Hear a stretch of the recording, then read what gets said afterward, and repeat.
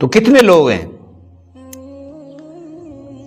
کہ وہ what's app پہ فون پہ رابطہ کرتے ہیں کہ مولانا صاحب میری ایسی پریشانی ہے کہ وہ حل نہیں ہو رہی.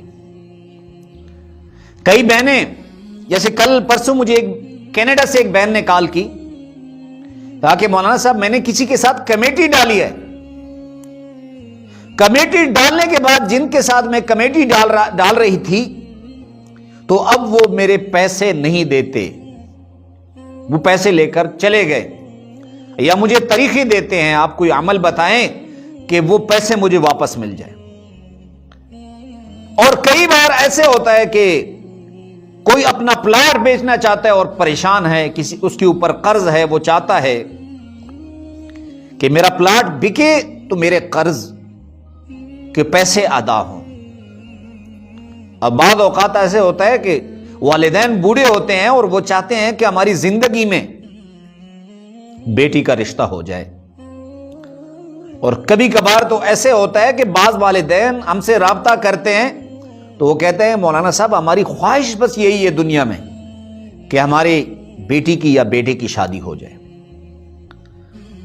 اور بعض اوقات اور بھی بہت سے مسائل ہوتے ہیں. تو آپ کے لیے میں ایک ایسا عمل لا رہا ہوں، اور وہ عمل جو ہے وہ نبوی عمل ہے،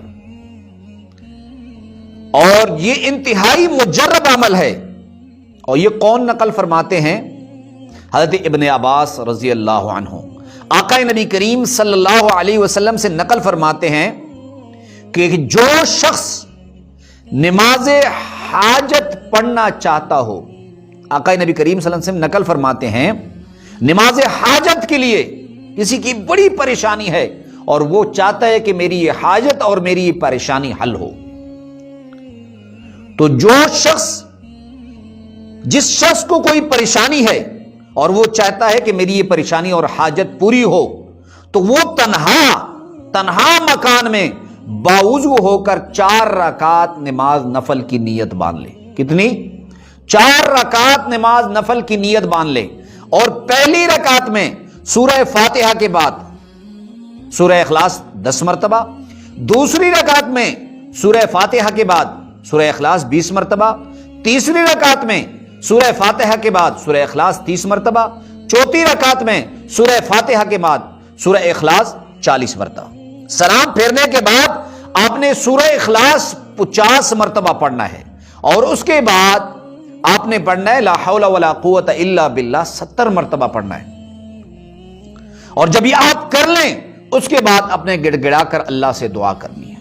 کم از کم اس عمل کو 1 مرتبہ کریں. اگر 1 مرتبہ سے مسئلہ حل نہ ہو تو 2 مرتبہ کریں، اور 2 مرتبہ سے مسئلہ حل نہ ہو تو 3 مرتبہ کریں.